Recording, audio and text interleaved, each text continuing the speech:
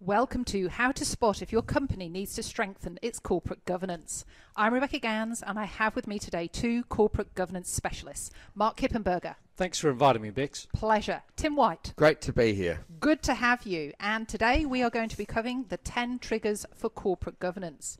Tim, can you get us started talking about growth? Rebecca, as a business grows, many owners begin to feel that they struggle to maintain control of their business. This can manifest itself in a number of different ways. It could be a deterioration in profitability, market share, or employee dissatisfaction, for example. Putting in place an independent advisory board enables the owners to maintain the visibility and control that they need without having to be directly involved in every aspect of the business. And when they're entering a new market, Mark? That can be a pretty scary concept, Bex, because often it implies you're having to manage remotely. So a challenge for an owner is knowing what they don't know, where to look, and understanding more about the environment they're considering. And that's the benefit others from an advisory board can bring to that thought process. Let's get even more specific. What about launching or developing new products? Another big undertaking, and typically in the SME sector, businesses can underestimate the time it takes to develop and test that product, and also to provide sufficient time and cash flow to embed that product in the new channels.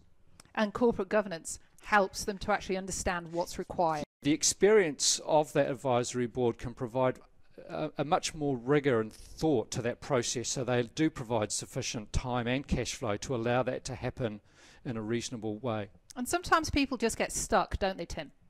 Yes, I mean, while business owners often want to maintain control of the decision-making process, it's natural, they see significant benefit in being able to sound out these decisions with a trusted yet independent party.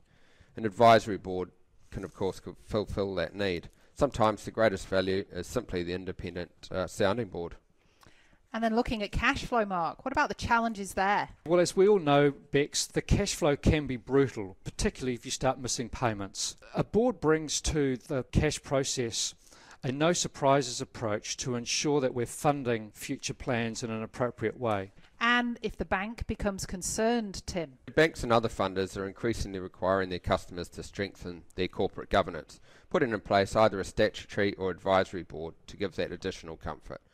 This pressure will continue, in my view, and while it's good for the bank, it's not just the bank, it's good for all stakeholders. Let's look inside the organisation, Mark. What about performance worries? Performance can be compromised by long-standing relationships the owner may have with one of his team and or family members that are populated throughout the management team. And as an independent viewpoint, the advisory board can bring rigour and process and add accountability to that performance monitoring. And then if we look at the senior management team and there's dysfunction there, how does corporate governance fit in, Tim? Rebecca, where a business is experiencing performance or capability gaps in the management team, that independent and external view of what the issues actually are and the courses of action to be taken to address any deficiencies can be game-changing, and this is what an advisory board can bring to the business. Excellent. And family tensions, Mark, what about those? Family business underwrites most of New Zealand's economy, and when the business is going well, it's a great vehicle and a great place to be. But where a business is underperforming and there's family across the management, that emotional tension where one family member's got to performance manage another can be quite conflicted and very, very upsetting for some. And corporate governance provides the objectivity for that. Yes, the corporate governance approach provides sufficient role description and objective clarity so that people can be monitored using non-emotional objectives. Very powerful. Looking at our final trigger, business transition. Tim? Business transition can mean various things to various people, and this includes ownership transition or management succession, and in many situations may include the added complexity of family succession.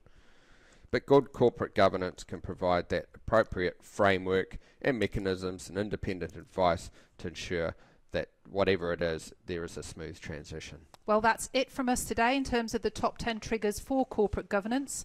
Thank you for your time, Mark. Pleasure. Tim. Thank you.